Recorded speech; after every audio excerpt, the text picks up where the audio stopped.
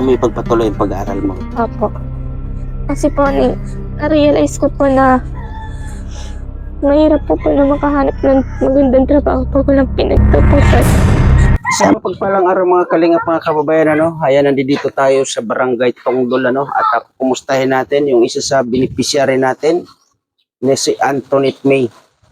At may balita tayo na ito daw ay titigil sa pag-aaral dahil sa kanilang kahirapan. Kaya mga kalingap mga kababayan, tara, samahan nyo kami at samahan nyo ko sa pagkumusta sa ating isang beneficiary kasama ng kanyang pamilya. And let's go.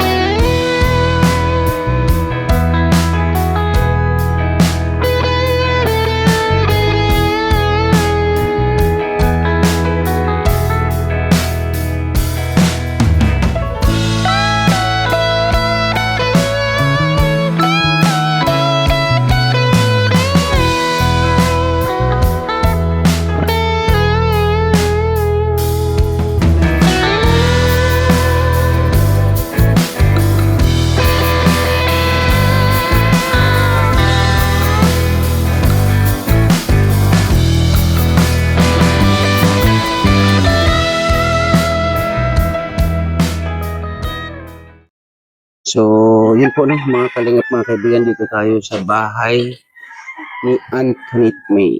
Sana nandito siya, no? Saan si ate mo? Likod. Sa likod? Hindi ka nakaintindi Tagalog? Ano ginagawa ni ate? Nagluto. Nagluluto? Oh, ito bang bahay niyo? Bakit hindi po ba ito tapos? Di pa. So ito ang bahay nila mga kalingap mga kaibigan. Saan si papa mo? Sa bukid. Si mama mo nasaan? Si mama mo? Manila. Nasa Manila. Anong ginagawa sa Manila? Raba. Nagtatrabaho. Oh.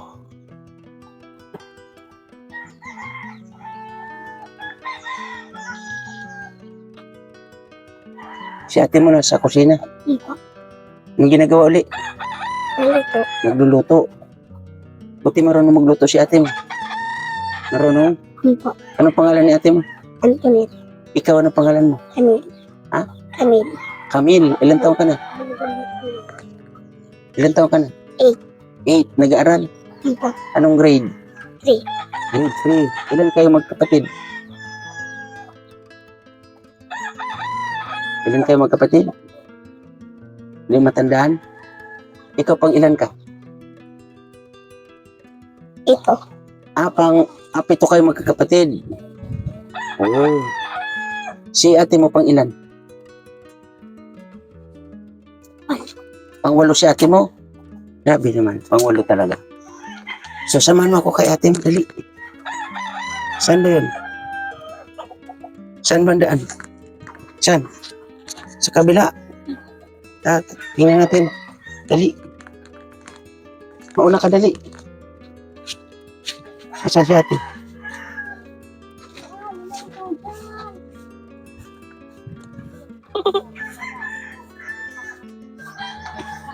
Kanina yung manok.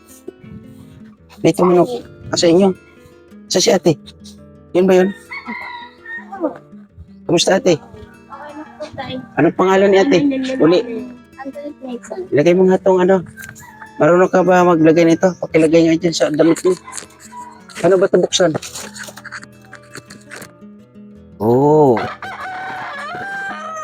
Anong bahay nito? Hindi ka tapos? Hindi pa po. Sino ang gumagawa niyan? Si Papa lang po. Si papa mo lang. Opo. Si papa mo nasan? Nasa palayan po. Nasa palayan. Ilan kayo magkapatid uli? Ito po. 7. Pang ilan ka? Sabi ng kapatid mo, isa pang 8 ka daw. Ang isa lang tay. Panganay. Ikaw yung panganay. So, panganay ka, ilan taon na sumunod sa'yo? 16. So, ikaw ilan taon? Magna 19. Magna 19. So, ilan nga kayo magkapatid? Ito po. 7. Panganay ka, yung sunod sa'yo 16, babae, lalaki? Lalaki po. Lalaki. Yung pangatlo, ilan taon yung pangatlo? 11. 11. Lalaki, babae? Lalaki po. Lalaki. Yung pangapat, ilan taon yung pangapat? Hindi mo matandaan. Hindi po. Lalaki, babae? Babae. So, ilan kayo magkapatid na babae? 3 lang po. 3. So, yung mama mo nasan? Nasa Manila po. Anong ginagawa sa Manila? Nagtatrabaho po. Nagtatrabaho. Anong trabaho doon? Kasambahay po. Kasambahay. Eh, grabe. Kailan pa? Noong January po lang. January. So, anong plano? Doon na lang siya Opo, para daw po matapos tong bahay. para matapos ang bahay. Opo. So, maliban dito sa ano ng bahay ninyo, ano pa yung dito, maliban dito, ito bang kabahayan ninyo ay may mga sira na ba? Opo, yung kusina po. Tapos, Kusina. opo, yun. Oh. Tapos yung mga lagayan po ng damit. Kaya yung damit namin nakakain. Okay. So, ang mga kasama mo dito ay mga kapatid mo. Nasaan ba mga kapatid mo? Nandyan po sa labas. Yung isa kasi kanina ay nakausap ko. Ito ba yun? Opo. Ano pangalan mo ulit? Camille. So sabi mo kanina, pang 8 si ate mo. Pero malaki na si ate mo. Dalaga na yun. Ikaw ah. Di mo alam kung ano yung panganay. Hindi mo alam. Ah, okay. So, pwede tayo magkwentuhan, Antoinette? Pwede. Antoinette May. 19 years old. So, magkwentuhan tayo. Baka pwede. So, ito ang kabahayan ng bahay ninyo, Antoinette. Opo.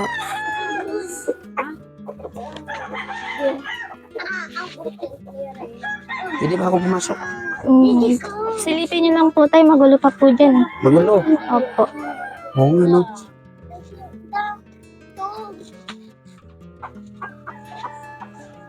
So, may kwarto.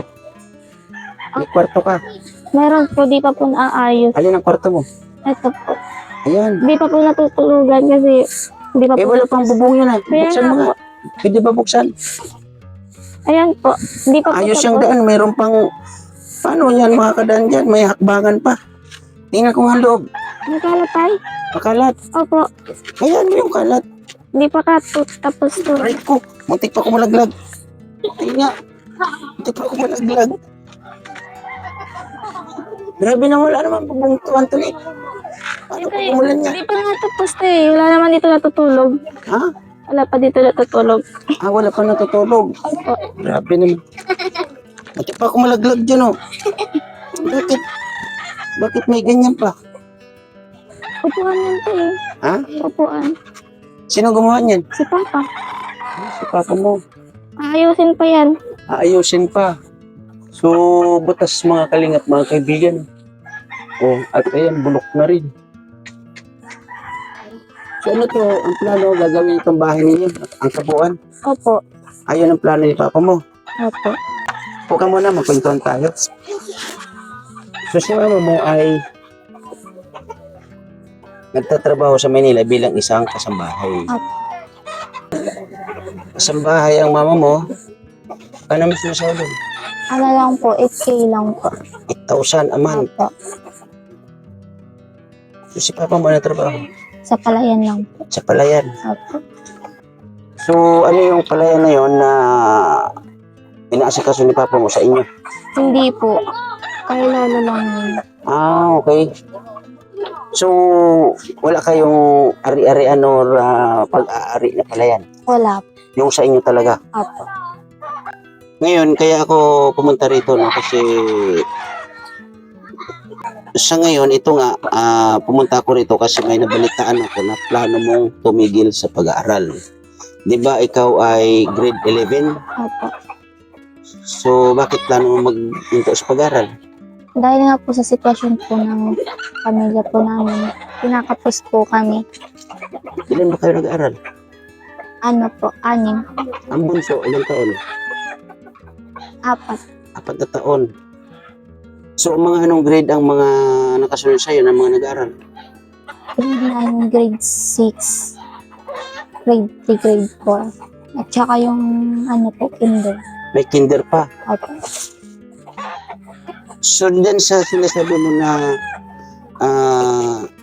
palayan ni Papa mo na inaasikaso, ano yan? Yung sa isang taon, ilang beses mag-harvest? Isa lang po. Isa lang. Bakit isa lang? Ilang month ang ano ng palay pag-harvest?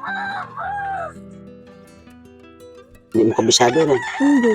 Pero ang pagkakalam ko kasi, every 3 months ganon. So, pag maganda ang ano, may tag-ulan ganon, ay 3 times a year.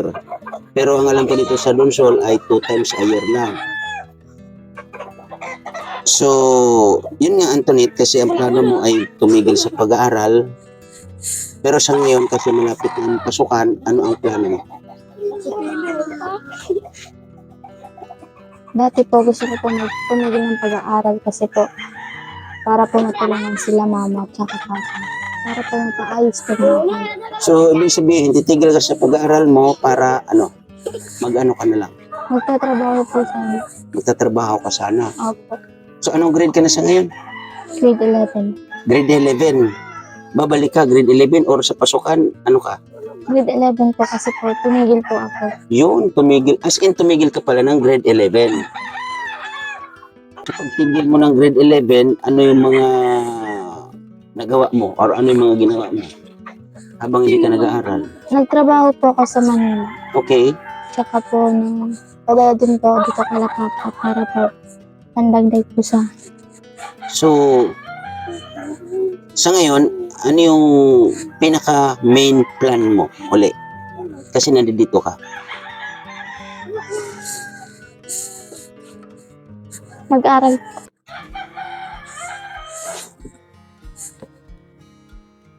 So, plano mong mag-aral. Pero, nasa time kayo ng kagututan. Tama?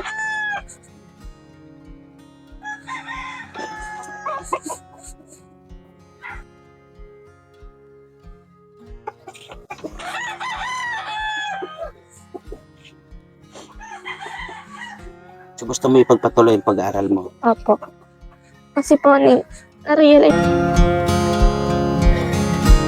ko po na mahirap po na makahanap ng magandang trabaho pag walang pinagtapusan. Tama.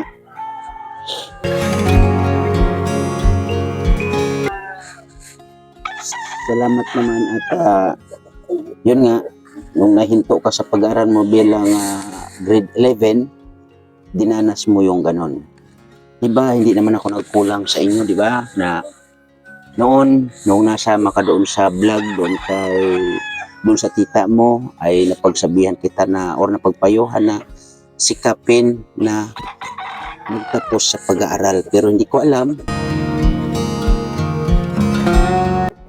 na yun pala ay totally tumigil ka. So, ang nabalitaan ko lang ay titigil ka. Pero ang totoo pala ay tumigil ka. O, diba? So, ano yung mga dinanas mo na trabaho at anong napasakan mo na trabaho? Yung una ko pong trabaho, naging tindera po ako sa bakery. Tapos umalis po ako kasi po yung load nasa 6,000 lang po. Tapos nalilipasan pa po ng sa pagkain. O, di ba? So, Ilang amo ang naging amo mo? Dalawa lang po. Dalawa. So yun nga, no? Na-realize mo na mahirap pala maghanap ng trabaho pag hindi nakapagtapos ng pag-aaral. So ngayon, dahil sa naranasan mo na yon, ano ngayon ang gusto mo na abutin, lalong-lalo na sa ngayon na ikaw ay papasok muli na grade 11 at dadaan ka pa sa grade 12. So ano ang pumapasok sa isip mo sa ngayon? Pinapasok po sa akin yung mga ito po para po mapaganda po yung buhay namin. Kasi di Kaya ba, po mag-aaral po ako ng mabuti. Kahit kasi, po mahirap. kasi unang-una ikaw ay panganay. Di ba? Ikaw yung magiging katuwang ng mga magulang mo. Na sa ngayon nga ay ito yung mama mo. Di ba? Tiniis niya na malayo sa inyo. Di ba? Para lang makatuwang ni papa mo para kayo ay unang-una mapagtapos sa pag-aaral. So grade 11 ka. Ba malayo-layo pang tatahakin? Kaya? Kaya pa po.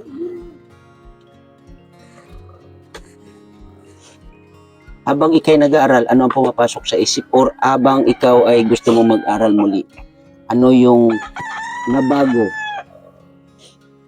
noon kaysa babaguhin mo sa ngayon? Babaguhin ko na po yung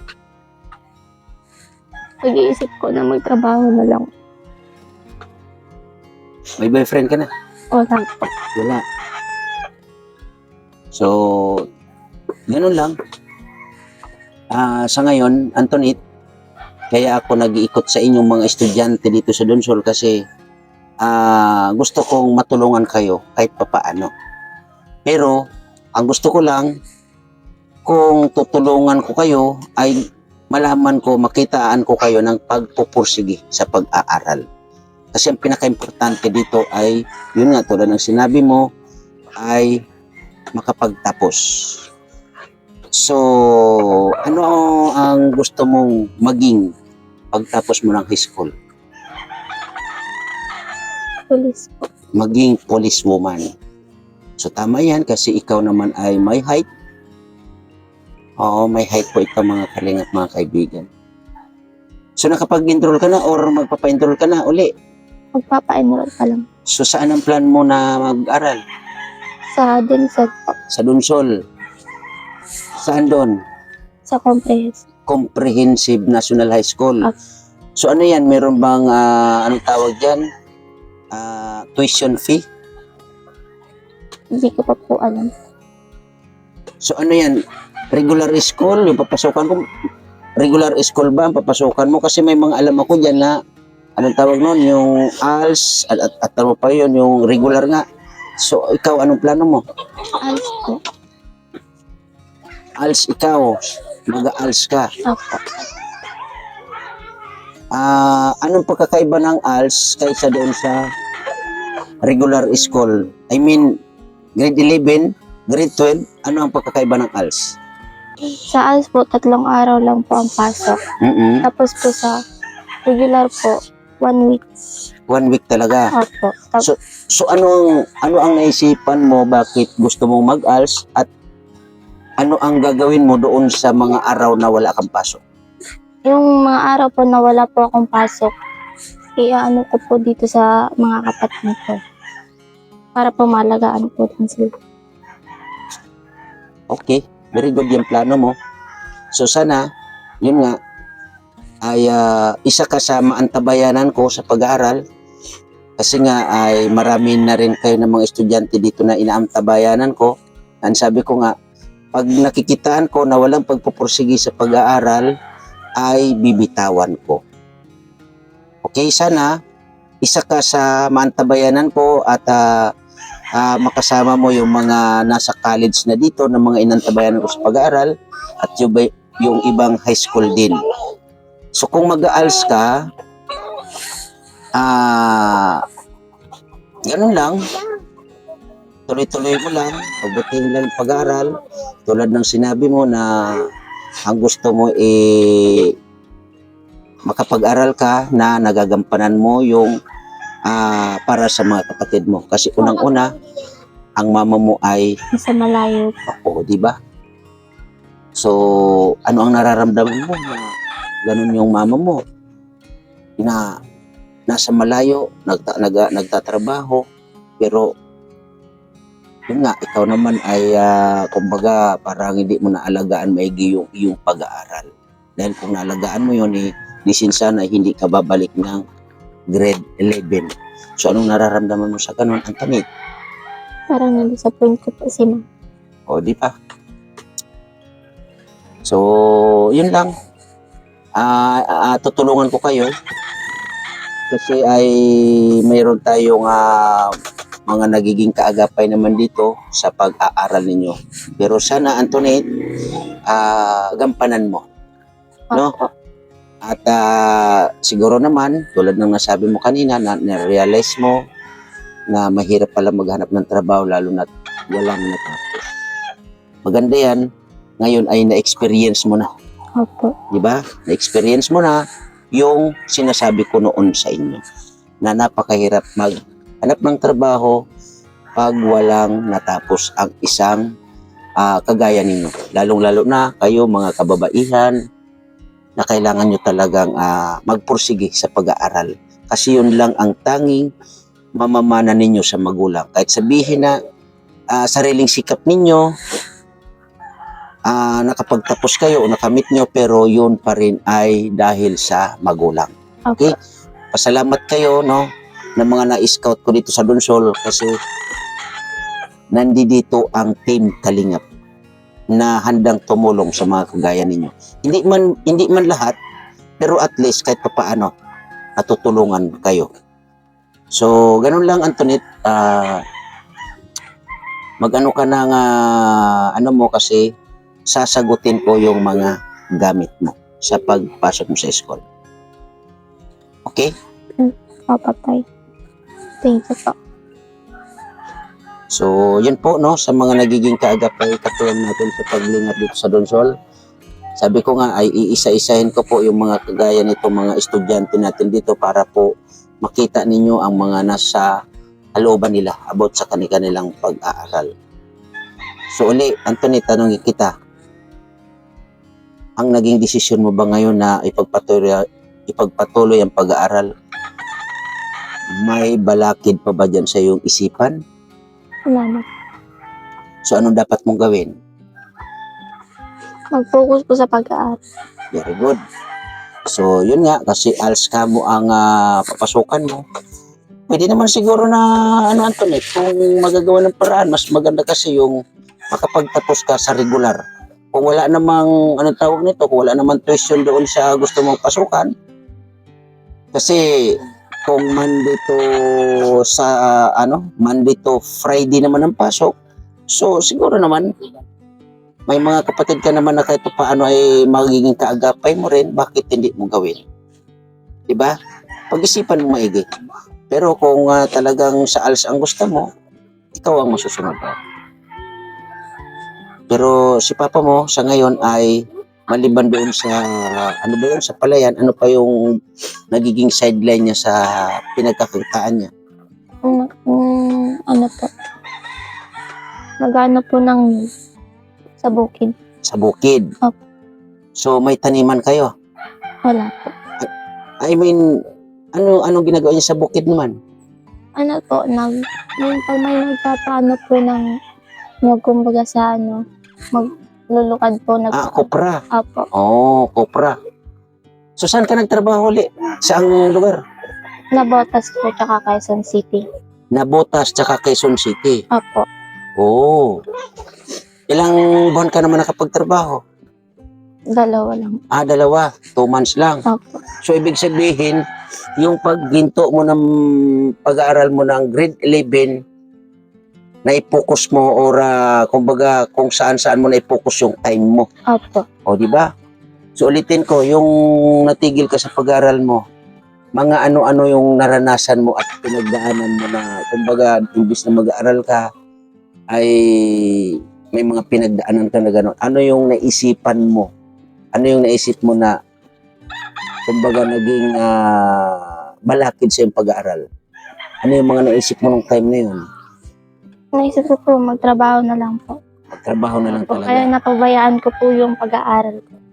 Yun.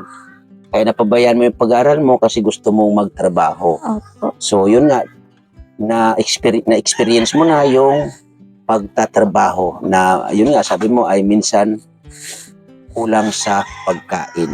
Opo. Diba? So, ganun lang, Antoinette. Ito ay update ko sa inyo kasi nga gusto ko na makuhanan kayo ng kumbaga konting kwento about sa inyong pag-aaral kasi ang gusto ko dito yung magpupursige mag-aral. Ang gusto kong matulungan kasi nga kung ang tutulungan ko naman dito ay mag-aaral tapos ihinto, mag-aaral, walang kwenta yun. Okay? Sana may sumunod sa yapak nila Glyza Monida at Asteria May na ngayon kayo ay mga nasa high school. So marami kayong nasa high school ngayon. So ganun lang, Antoinette. Pag isasama kita doon sa mga gamit na mabibilihan ngayong pasukan. Okay? Okay.